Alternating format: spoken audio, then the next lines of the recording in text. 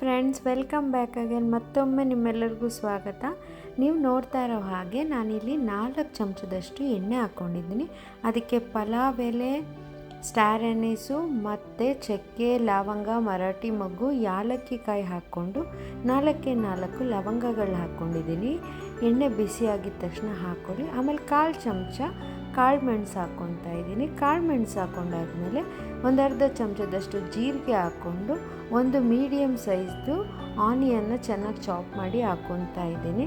Onion ಸ್ವಲ್ಪ brown ಆದಮೇಲೆ 2 tea ಸ್ಪೂನಷ್ಟು ಜಿಂಜರ್ ಗಾರ್ಲಿಕ್ ಪೇಸ್ಟ್ನ ಆ್ಯಡ್ ಮಾಡ್ಕೊಳ್ಳಿ.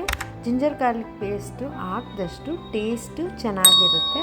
ಹಾಕ್ಕೊಂಡು ಹೀಗೆ ಫ್ರೈ ಮಾಡ್ತಾ ನಿಮ್ಗೆ ಯಾವುದು ವೆಜಿಟೇಬಲ್ಸ್ ಇಷ್ಟ ಆಗುತ್ತೋ ಅದನ್ನು ಆ್ಯಡ್ ಮಾಡ್ಕೊಳ್ಳಿ. ನಾನಿಲ್ಲಿ ಉದ್ದ ಕಟ್ ಮಾಡ್ಕೊಂಡಿರೋ ಕ್ಯಾರೆಟ್ ಆ್ಯಡ್ ಮಾಡ್ಕೊಂಡಿದ್ದೀನಿ.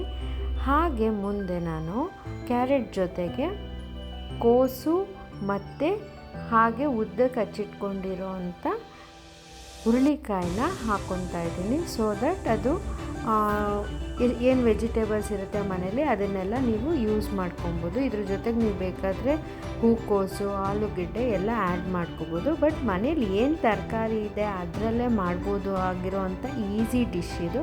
ಸೊ ದಟ್ ಈ 3 ತರಕಾರಿ ಹಾಕ್ಕೊಂಡಿದ್ದೀನಿ. ಬೇಸಿಕ್ ಈ 3 ತರಕಾರಿ ಹಾಕ್ಕೊಂಡು ರುಚಿಗೆ ತಕ್ಕಷ್ಟು ಉಪ್ಪು ಹಾಕ್ಕೊಂಡು ಚೆನ್ನಾಗಿ ತರಕಾರಿ ಬಾಡೋ ತನಕ ಅದನ್ನು ಫ್ರೈ ಮಾಡ್ಕೊಳ್ಳಿ. ಇದು ಏನು ಗೊತ್ತಾ, ರಾತ್ರಿ ಅನ್ನ ಮಿಕ್ಕಿದ್ರೆ ಅದನ್ನು ವೇಸ್ಟ್ ಮಾಡೋದಕ್ಕೂ ಆಗೋದಿಲ್ಲ, ಚೆನ್ನಾಗೂ ಇರುತ್ತೆ. ಬ್ರೇಕ್ಫಾಸ್ಟ್ಗೆ ಅದನ್ನು ಹೇಗೆ ಸೂಪರ್ ಯಮ್ಮಿಯಾಗಿ ಮಕ್ಕಳಿಗೆ ಮನೆಯವರಿಗೆಲ್ಲ ಇಷ್ಟ ಆಗೋ ಥರ ಮಾಡ್ಬೋದು. ಸೊ ರಾತ್ರಿ ಅನ್ನ ಮಿಕ್ಕಿದ್ರೆ ಈ ಥರ ಟ್ರೈ ಮಾಡಿ ಡಿಶ್ ಮಾಡೋದಕ್ಕೆ ತುಂಬ ಅಂದರೆ ತುಂಬ ಚೆನ್ನಾಗಿರುತ್ತೆ. ನಾನು ತರಕಾರಿ ಬೇಯಲಿಂದ ಸ್ವಲ್ಪ ಹೊತ್ತು ಅದ್ರ ಮೇಲೆ ತಟ್ಟೆ ಮುಚ್ಚಿಟ್ಟಿದ್ದೆ. ಸೊ ಸ್ವಲ್ಪ ಅದು ಸಾಫ್ಟ್ ಆಗಲಿ ಅಂದ್ಬಿಟ್ಟು ನೀವು ನೋಡ್ತಾ ಇರೋಂಗೆ ಸೆಮಿ ಸಾಫ್ಟ್ ಆಗಿದೆ, ಆಲ್ಮೋಸ್ಟ್ 3/4% ಆಗಿದೆ. ಇವಾಗ ನಾನು ಇದಕ್ಕೆ ಹಸಿರು ಮೆಣಸಿನ್ಕಾಯಿ ಹಾಕ್ಕೊಂಡಿದ್ದೀನಿ. ನಾನಿಲ್ಲಿ ಒಂದು 3 ಮೆಣಸಿನ್ಕಾಯಿನ ಕಟ್ ಮಾಡ್ಕೊಂಡು ಇಟ್ಕೊಂಡಿದ್ದೆ, ಅದನ್ನು ಆ್ಯಡ್ ಮಾಡಿದ್ದೀನಿ. ಹಾಗೆ ಒಂದು 1/4 ಚಮಚದಷ್ಟು ಅರಿಶಿನ ಪುಡಿ ಹಾಕಿದ್ದೀನಿ. ಖಾರ ಹಸಿರು ಮೆಣಸಿನ್ಕಾಯಿ ಹಾಕಿರೋದ್ರಿಂದ ನೋಡ್ಕೊಂಡು ಹಾಕ್ಕೊಳ್ಳಿ. ಖಾರ ಜಾಸ್ತಿ ಬೇಕಂದರೆ ಸ್ವಲ್ಪ ಜಾಸ್ತಿ ಹಾಕ್ಕೋಬೋದು. ಆಮೇಲೆ 2 ಚಮಚದಷ್ಟು ಧನಿಯಾ ಪುಡಿ ಹಾಕ್ಕೊಂಡಿದ್ದೀನಿ.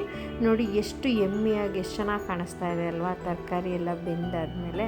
ಆಮೇಲೆ ಒಂದು 1/4 ಬಟ್ಲಷ್ಟು ಮೊಸರು ಹಾಕ್ಕೊಂಡಿದ್ದೀನಿ. ಮೊಸರು ಇದಕ್ಕೆ ಮೇಜರು. ಸೊ ನೋಡಿ ಎಷ್ಟು ಚೆನ್ನಾಗಿ ಅದೇ ಮೊಸರಲ್ಲೇ ನೀರು ಬಿಟ್ಕೊಂಡು ಎಷ್ಟು ಚೆನ್ನಾಗಿ ತರಕಾರಿ ಕುಕ್ಕಾಗಿದೆ. ಆಲ್ಮೋಸ್ಟ್ ತರಕಾರಿ ಫುಲ್ಲು ಕುಕ್ಕಾಗಿದೆ, ನೀವು ನೋಡ್ತಾ ಇರೋ ಹಾಗೆ. ಲಾಸ್ಟಲ್ಲಿ ಒಂದು 1/4 ಬಟ್ಲಷ್ಟು ಪುದೀನ ಮತ್ತು ಕೊತ್ತಂಬರಿ ಸೊಪ್ಪನ್ನ ಆ್ಯಡ್ ಮಾಡ್ಕೊತಾ ಇದ್ದೀನಿ. ನೋಡಿ ಎಷ್ಟು ಎಮ್ಮಿ ಆಗಿರೋ ಒಂದು ಮಿಕ್ಸ್ಚರ್ ರೆಡಿ ಆಯಿತು. ಇದಕ್ಕೆ ನೀವು ಮಾಡಿಟ್ಕೊಂಡಿರೋ ಮುಂಚೆನೇ ವೈಟ್ ರೈಸ್ನ ಈ ಥರ ಮೇಲ್ಗಡೆ ಲೇಯರ್ ಮಾಡ್ಕೊಳ್ಳಿ. ನೋಡಿ ಈ ಥರ ನೀಟಾಗಿ ಹರಡ್ಕೊಂಡು ನಾನು ಮುಂಚೆನೇ ತುಪ್ಪದಲ್ಲಿ ಗೋಡಂಬಿನ ರೋಸ್ಟ್ ಮಾಡಿ ಇಟ್ಕೊಂಡಿದ್ದೆ, ಅದನ್ನು ಆ್ಯಡ್ ಮಾಡಿದೆ. ನೀವು ಬೇಕು ಅಂದರೆ ಆ್ಯಡ್ ಮಾಡಿ, ಇಲ್ಲ ಅಂದರೆ ಸ್ಕಿಪ್ ಮಾಡ್ಬೋದು. ಹಾಗೆ ಕೊತ್ತಂಬರಿ ಸೊಪ್ಪು ಮತ್ತು ಸ್ವಲ್ಪ ಪುದೀನಾನ ಇದ್ರ ಮೇಲೆ ಈ ಥರ ಸ್ಪ್ರಿಂಕಲ್ ಮಾಡ್ಕೊಳ್ತಾ ಬನ್ನಿ. ಸ್ಪ್ರಿಂಕಲ್ ಆದಮೇಲೆ ಲಾಸ್ಟಲ್ಲಿ ಒಂದು ಅರ್ಧ ಚಮಚದಷ್ಟು ಗರಂ ಮಸಾಲಾನು ಅದೇ ಥರ ಸ್ಪ್ರಿಂಕಲ್ ಮಾಡಿಕೊಂಡು 1 ಸ್ಪೂನಷ್ಟು ತುಪ್ಪ ಹಾಕಿ ಮತ್ತೆ ತಟ್ಟೆ ಮುಚ್ಚಿಟ್ರೆ ಒಂದು 5 ನಿಮಿಷದಲ್ಲಿ ಸೂಪರಾಗಿರೋ ಯಮ್ಮಿ ಬ್ರೇಕ್ಫಾಸ್ಟ್ ರೆಡಿ ಆಗುತ್ತೆ. ಇದನ್ನು ನೀವು ಬೇಕಂದರೆ ಈ ಥರ ಮಿಕ್ಸ್ ಮಾಡ್ಕೋಬೋದು. ನಾನು ಮಿಕ್ಸ್ ಮಾಡಿದ್ದೀನಿ.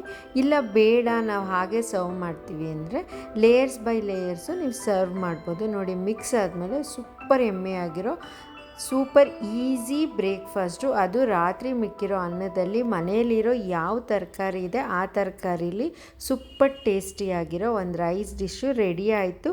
ಈ ವಿಡಿಯೋ ನಿಮ್ಗೆ ಇಷ್ಟ ಆಯಿತು ಅಂತ ತಿಳ್ಕೊತೀನಿ. ದಯವಿಟ್ಟು ಹೀಗೆ ಹೋಗಿ ಲೈಕ್ ಮಾಡಿ, ಶೇರ್ ಮಾಡಿ, ಸಬ್ಸ್ಕ್ರೈಬ್ ಮಾಡೋದನ್ನ ಮಾತ್ರ ಮರಿಬೇಡಿ. ನಿಮ್ಗೆ ಯಾವ ಥರ ವಿಡಿಯೋಸ್ ನೋಡಬೇಕು ಇಷ್ಟ ಆಗುತ್ತೆ ಅಂತ ಪ್ಲೀಸ್ ಕಮೆಂಟ್ ಮಾಡೋದನ್ನ ತಿಳಿಸ್ಬೇಡಿ. ನೀವು ನೋಡ್ತಾ ಇರೋ ಹಾಗೆ ಮೊಸರು ಬಜ್ಜಿ ಹಾಕ್ಕೊಂಡು ಅಥವಾ ಗ್ರೀನ್ ಕಲರ್ ಚಟ್ನಿ ಮಾಡ್ಕೊಂಡು ತಿಂತಾ ಇದ್ರೆ ಸೂಪರ್ ಯಮ್ಮಿ ಆಗಿರೋ ಬ್ರೇಕ್ಫಾಸ್ಟ್ ರೆಡಿ ಆಯಿತು.